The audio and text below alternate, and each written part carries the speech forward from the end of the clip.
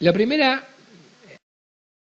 diferencia con el código de Vélez es que el código Vélez tenía, respecto a los modos extintivos de las obligaciones, un artículo que era el 724 que enumeraba los modos extintivos. Y decían las obligaciones se extinguen por, decía pago, novación, confusión, los enumeraba.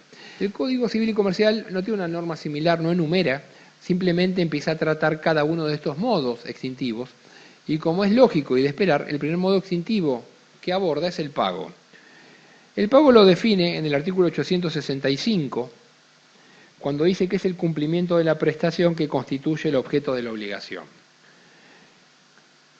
Y el 866 dice que las reglas de los actos jurídicos se aplican al pago con sujeción a las disposiciones de este capítulo. El 866 ahí no deja dudas de que al pago se le aplica la norma de los actos jurídicos. Y como todo acto jurídico, el pago tiene elementos. El pago tiene sujetos, tiene objeto, obviamente, tiene causa fuente y tiene causa fin. Cuando hablamos del objeto de pago, el objeto de pago es aquello que se debe dar en pago, desde ya. Y también acá se siguen manteniendo principios importantes que ya estaban en el Código de Vélez. Por ejemplo, el principio de identidad, el principio de integridad, el de localización y el de puntualidad. El principio de identidad dice que el acreedor no está obligado a recibir y el deudor no tiene derecho a cumplir una prestación distinta a la debida, cualquiera sea su valor. Es decir, que unilateralmente el deudor no puede pretender liberarse entregando una cosa o realizando una actividad distinta a la originariamente convenida, aun cuando ésta sea de mayor valor. Supónganse que a mí me den, no sé, un Peugeot 307 y se quieren liberar entregándome un Mercedes-Benz último modelo.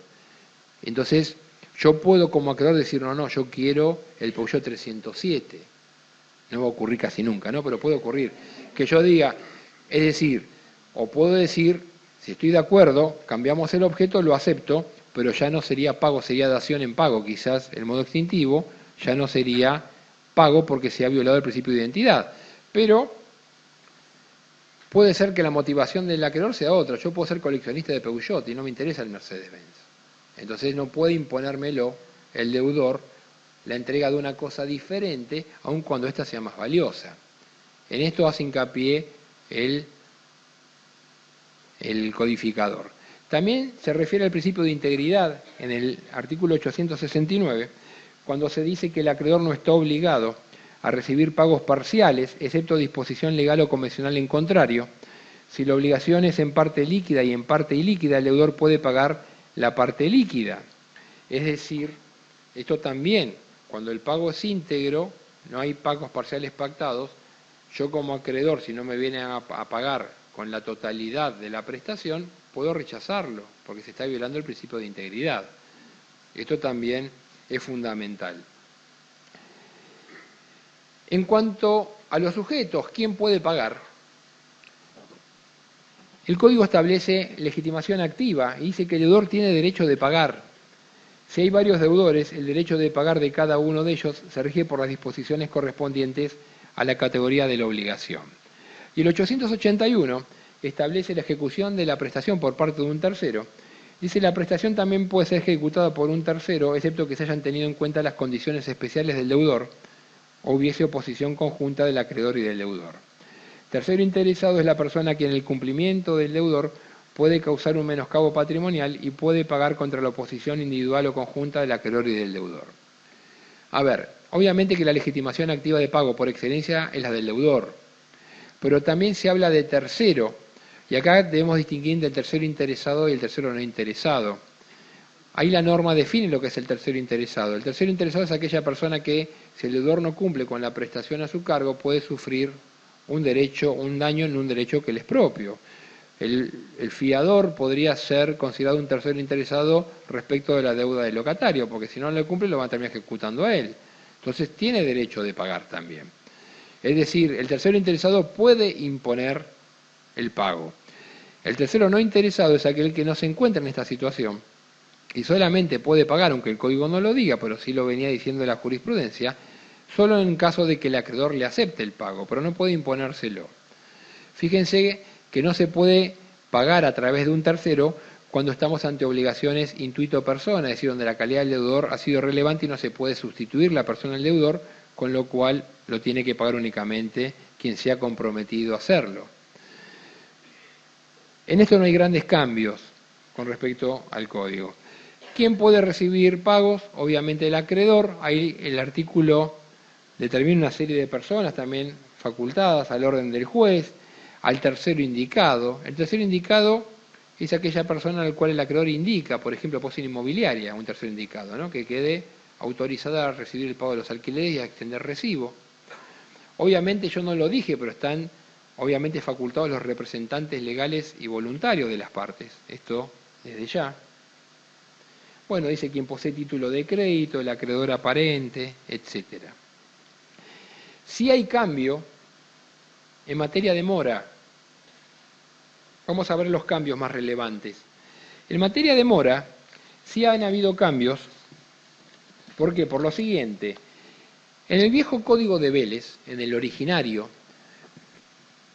primero, a ver, vamos a refrescar conceptos, porque uno da por sobreentendida cosas y por ahí hay gente que no está en el ámbito del derecho de las obligaciones y por ahí viene bien que refresquemos conceptos. Cuando hablamos de mora, hablamos que la mora es un retardo en el cumplimiento, pero no es el simple retardo, es un retardo, como decía Jean Vía, es un retardo jurídicamente calificado. Para que el deudor ingrese en el terreno de la mora, se tienen que dar una serie de supuestos. Obviamente tiene que haber un retardo en el cumplimiento.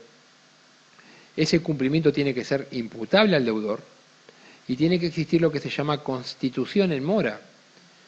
¿Cómo se constituye en mora? Que este es el gran dilema. En el viejo código de Vélez, en el sistema de Vélez, el viejo artículo 509, el originario de su texto, decía que para que el deudor incurra en mora, porque únicamente se trataba la mora del deudor, para que el deudor incurra en mora, debe mediar requerimiento judicial o extrajudicial por parte del acreedor, excepto en los casos siguientes.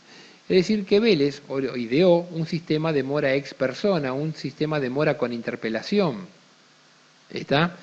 Que la interpelación, obviamente, para constituirse tal, tiene que ser un requerimiento por un medio fehaciente, apropiado, coercitivo, circunstanciado, etc. Una verdadera intimación al cumplimiento del deudor.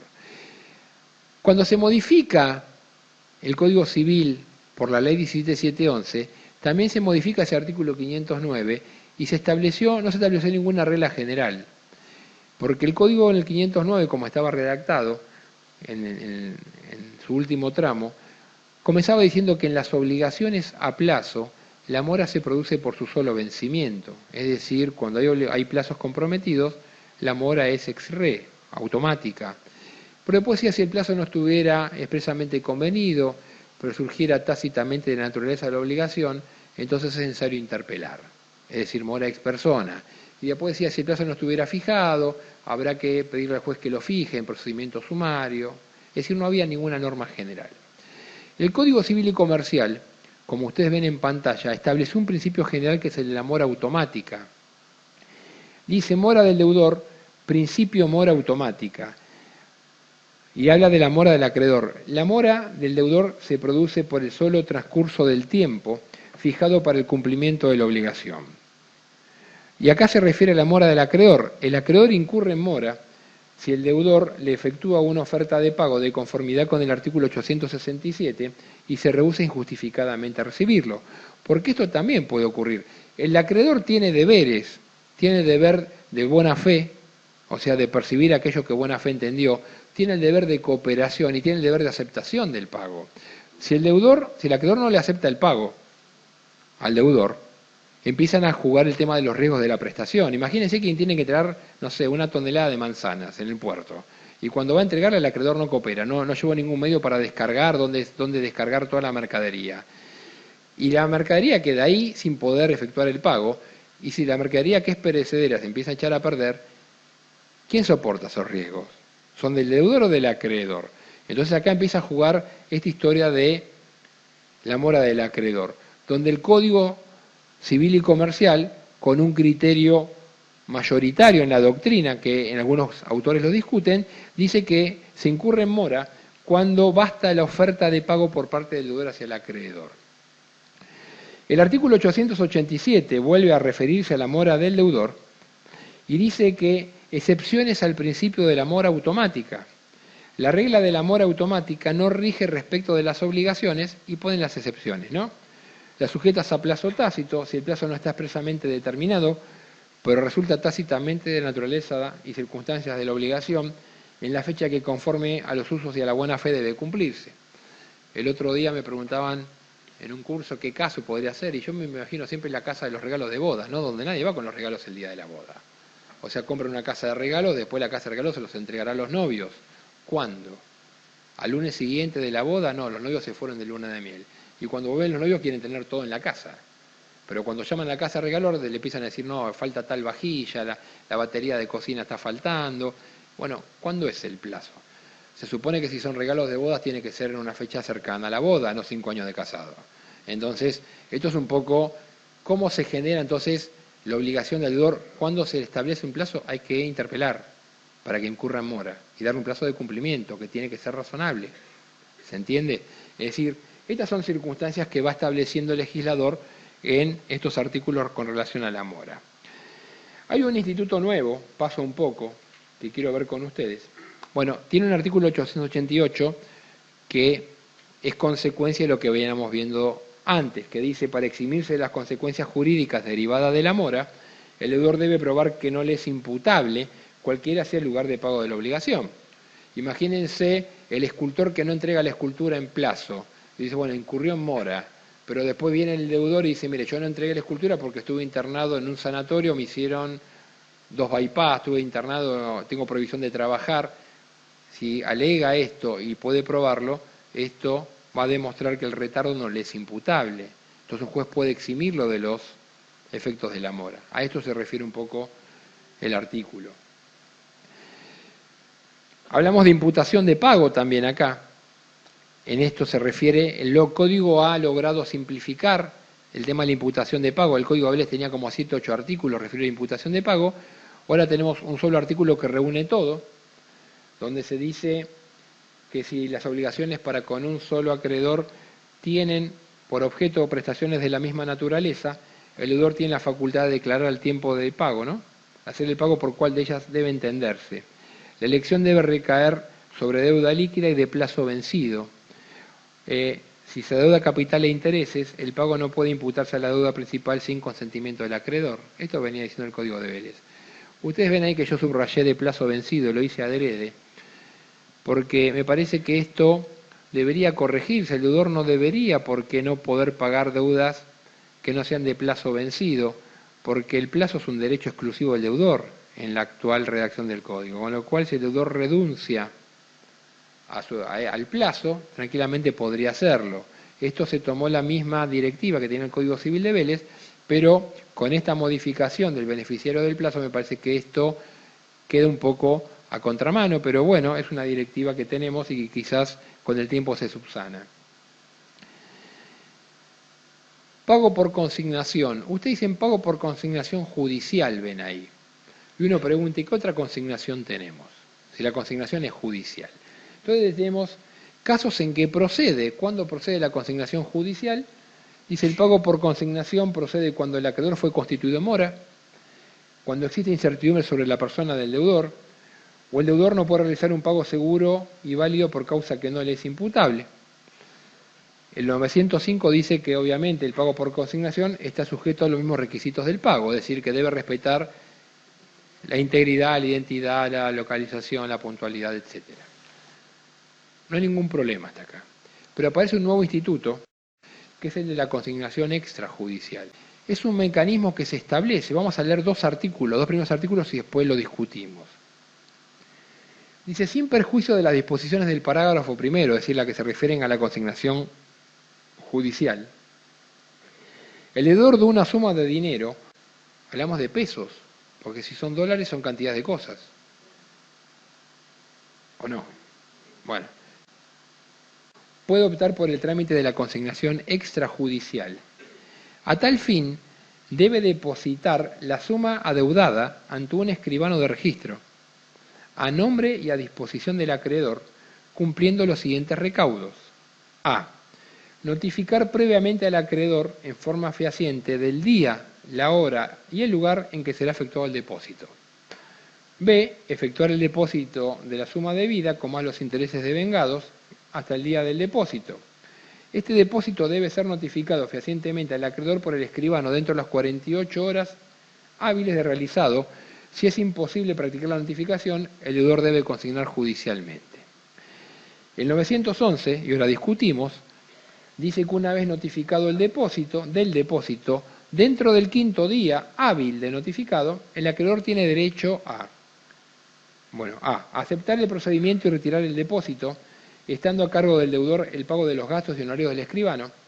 B. Rechazar el procedimiento y retirar el depósito, estando a cargo del acreedor el pago de los gastos y honorarios del escribano. O C. Rechazar el procedimiento y el depósito o no expedirse. En ambos casos, el deudor puede disponer de la suma depositada para consignarla judicialmente. Con los otros elementos o modos extintivos de la obligación no hay grandes modificaciones.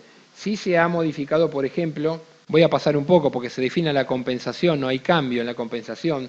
Lo único que en la compensación se habla de compensación legal, que es la que establece la ley, la judicial y la voluntaria. En esto no hay grandes cambios.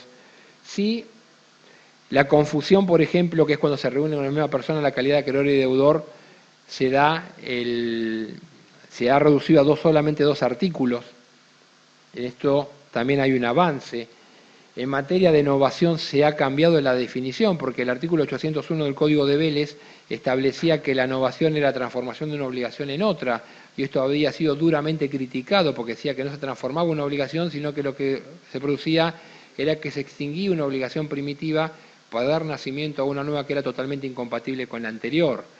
Y ahora el Código Civil y Comercial también requiere el animus novandi en el artículo 934, donde la voluntad de novar no se presume, que en caso de duda si hubo o no novación hay que estar por la subsistencia de la obligación anterior, por lo cual no hay novación. Entonces esto también se ha ganado en claridad en esta temática. Dación en pago también sigue estando, antes el Código de Vélez lo llamaba como dación por entrega de bienes. Esto cuando se cambia por voluntad de las partes el objeto de la obligación, ahora se admite que las partes lo cambien, pero no es pago sino dación en pago porque se viola el principio de identidad. El obstáculo que ponía el Código de Vélez decía que la nueva prestación no podía ser dinero, el Código Civil y Comercial no dice nada al respecto, por lo cual se puede cambiar por dinero en dación de pago. Renuncia y remisión, género y especie también están contempladas en 2 artículos, en 3 o 4 artículos, con lo cual se ha simplificado bastante. Bueno, les agradezco la atención, espero que les haya servido y bueno.